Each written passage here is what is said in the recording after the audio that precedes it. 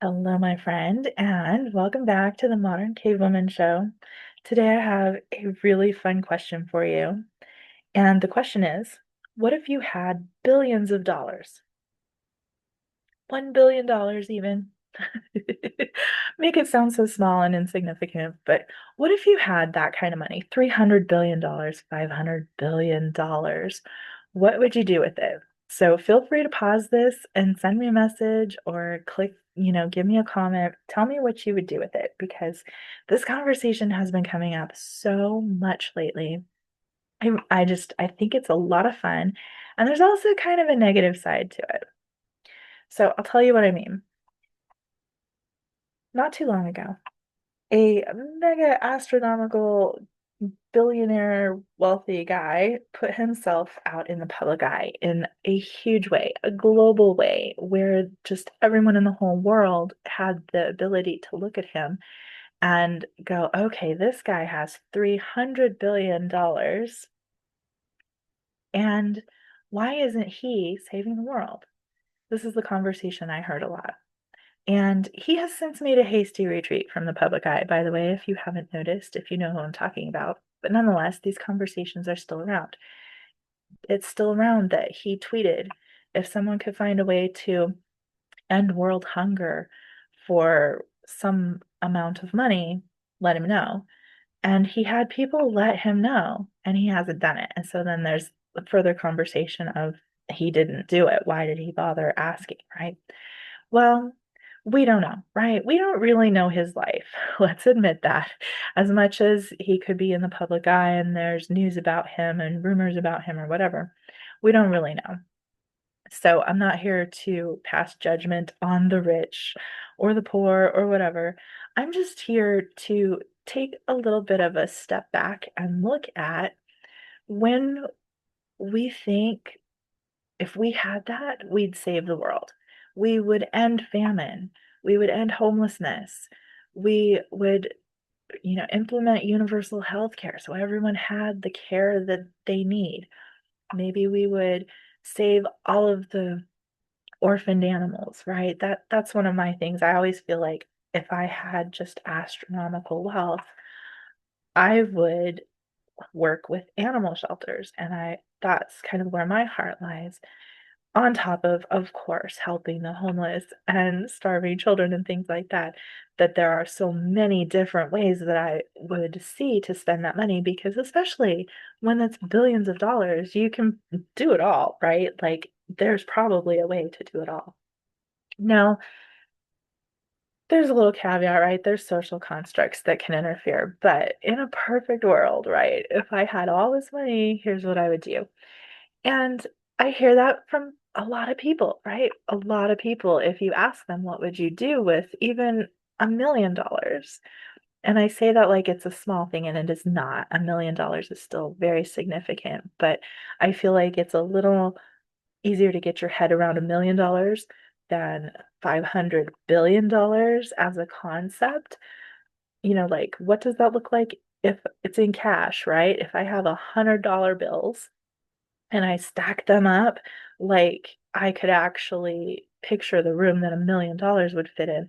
But $100 bills in $1 billion, I can't even fathom what kind of space that requires. So, what if we had $1 million? What would we do, right? And pretty much everyone I know or have even heard through the grapevine, they do say these things like, I would make the world a better place in the ways that my heart is called to do it. And here's what I always want to say, and I don't always because it's not always appropriate, but it's like, amazing. Let's do it. Let's figure out how to get more money in your hands so you can make these amazing changes to your world that you want to do. And oh, I get eye rolls and I get lots of reasons and excuses why no, this isn't going to work for me. And they're not they are valid. I'm not here to criticize or judge anybody on what they've got going on because I don't know anyone else's life completely, right? I only know the small sliver that I see of anyone else's life. So I'm not here to judge. but I am here to inspire. I'm here to say, okay, that's valid. I understand. I get it. Most of the time, I get it. I've been there or I am there, for some period of time. But I also believe that anything is possible. I believe in creative solutions. I believe that there are ways to completely change what's going on in our lives and shift to doing things that are meaningful, the things that we really value, and live a life that is absolutely meant for us. Because a lot of the times, we are living part of our life, if not all of it, for someone else. And I think a lot of my mom friends reflect this to me. Like they are living for their kids, they're living for their husband and kids, their family or extended family, right? And it's like everything they do through the day is in consideration of those people. And there's nothing wrong with that at all. And yet, if they want to create a little bit of space for something that's just theirs, just meant for them, then I'm like, great. Let's look at where can you say no? Where are you doing something that someone else can and should be doing or doesn't even need to be done? I can't tell you how many times this has come up, especially in my life where I'm doing something that doesn't even need to be done. No one even cares. And yet I'm doing this benevolent thing for everybody, la la la. And when I can identify that and quit doing it, it creates a little space so that I can do something else in the world that I feel like is important, or creates a little space so I can do something for myself that's super important. And this is the kind of thing that I help other women do as well. And that's my point where I'm going to kind of round this out today is that yes, we can look to these very wealthy people to do the things in the world that we want to see done, of course. And a lot of them do it. I mean, if you look at, I was reading in the news just the other day, this lady who has billions of dollars, and she picked a medical school and she literally pays everyone's tuition in that medical school every year. That is what she saw to do in the world that was meaningful to her, was to pay people who want to be good doctors to go to this great medical school, get a good education, get good experience. And then that causes a ripple effect, right? Then they go out in the world and they're good doctors helping people heal their problems. Amazing. You can look at someone like Jeff Bezos when he got divorced and his ex-wife got half of their fortune. So she's got $250 billion, give or take, whatever the amount is. She pledged to donate all of it. And her name is right on the tip of my tongue, and I'm so embarrassed that I can't actually pull her name out of my brain. But nonetheless, she pledged to just donate all this money and she went out and she did it. She started donating millions and billions everywhere. And it was amazing, right? So there are people with immense wealth who are doing amazing things in the world that we can look to as an example and look back at ourselves and go, okay, how can I do this in my corner of the world? How can I do this to the capacity that I hold to make these positive changes to save the world? And that's where we're at here. I want to say that if you are feeling called, let me know. I am here for it. I want to help every woman who has something important on her heart to find a way to bring that to reality in her corner of the world. Because I really want us to live lives that we're meant to live, whatever that means. And if you're in a place where you catch yourself going, oh, he has so much money. Why isn't he building homes for the homeless? Amazing. Yes. Why isn't he? Okay. We don't know his life, but we can ask the question. Totally fine to ask the question. But then can we kind of spin it back to ourselves and look in the mirror and go, what can I do to help the homeless? Can I volunteer? Do I have time to help build? Do I have money to fund the building? Can I just, maybe you can only just post about it on social media, right? You find a foundation that's building homes for the homeless, and maybe you can just talk about it to your friends and encourage them to check it out if they're able to help, right? Like we all have some capacity to fuel the change in the world that we want to change.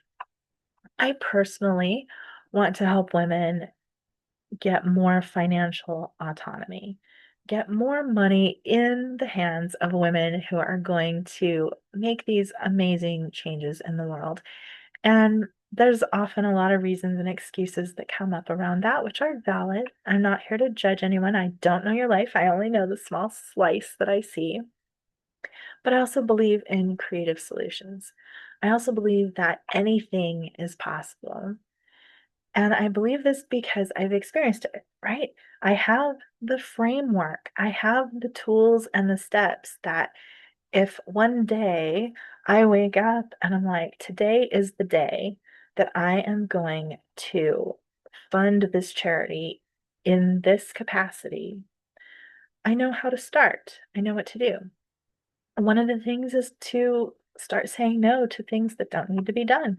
Saying no to people in a kind way, of course, kind and clear. I'm not here to just be mean and shove everybody off.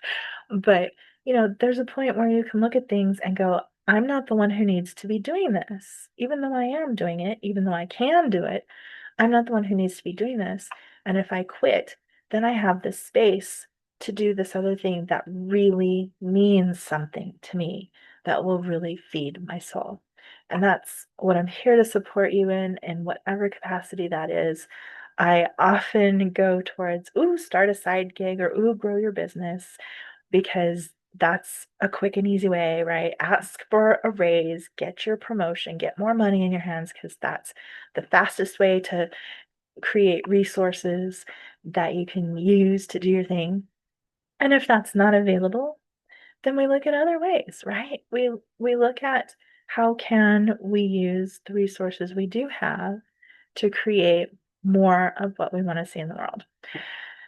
So that is gonna be where I leave this today. That sums it up. How can you create what you want to see in the world? How can you look to someone who could be creating it? And sure, you can ask the question, why aren't they doing this thing? But then, secondly, look back at yourself and go, okay, well, history has proven, right, that we can't just look to other people to do the thing we want to do. We have to look back to ourselves and go, all right, how can I do this? To what extent can I do this thing? And how can I make it happen? And in my opinion, how can I make it happen in a really enjoyable way? How can I have fun with this? How can I be proud of this? How can I make this easy and flowy and wonderful? Now, of course, not everything's always easy and flowy and wonderful, but nonetheless, having the intention for it to be does not hurt. And that's the end of my story. I want to hear what you would do with massive wealth. I want to hear if you're ready to do that in any capacity, in any teeny tiny or great big way, and how I can help you, because that is my mission in life. So you can always send me a message, a direct message, DM me, or you can find me on my website and send me a text. My actual phone number is on my actual website. I prefer texts over phone calls, of course, because that's my generation. But you can always send me a super private text, even. So I hope to hear from you soon. Have a beautiful week. Bye.